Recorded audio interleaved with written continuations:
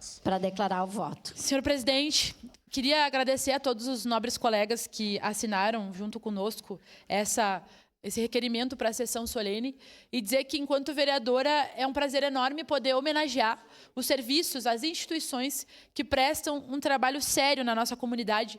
E quando nós conhecemos vereadores e vereadoras, e tem vários aqui que são da área da educação, escolas que fazem um trabalho ímpar com a sua comunidade, de vínculo, de diálogo com as famílias, que tem um acolhimento diferenciado com os estudantes, nós precisamos valorizar, porque a educação pública passa por um momento complexo no nosso país de revisão, né, de como que a gente pode fazer para que nós tenhamos uma educação pública gratuita e, de fato, de qualidade. Nós sabemos das dificuldades que nós temos tido em relação às questões dos professores, dos profissionais, junto com as famílias, né? Nós vivemos um momento extremamente violento e acaba que as escolas, elas recebem todas as crianças e adolescentes, porque toda criança precisa passar pelo período escolar. E aí todos os problemas acabam recaindo sobre a escola. E quando a gente tem, então, escolas que conseguem fazer um trabalho diferenciado com a sua comunidade, nós precisamos valorizar. Por isso que tem uma relação com a Escola Alberto Pasqualini. Queria saudar aqui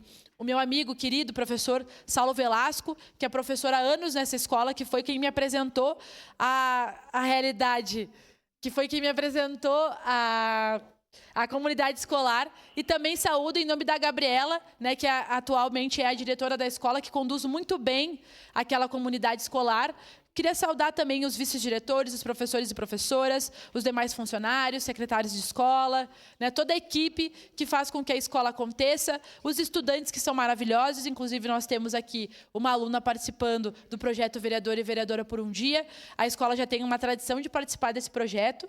E também estive presente, né, na feira científica, feira pedagógica. É uma escola que se propõe a fazer diversas coisas com a sua comunidade. Por isso, a proposição dessa sessão solene e dizer que, para mim, é um prazer enorme e, por isso, peço o apoio dos colegas para a gente poder valorizar o importante trabalho dessa escola pública que demonstra que a educação pode ser, sim, de qualidade. Obrigado, senhor presidente. Obrigado, vereadora Andressa Marques. Com a palavra, em declaração de voto, vereadora Rose Frigerio. Bom dia.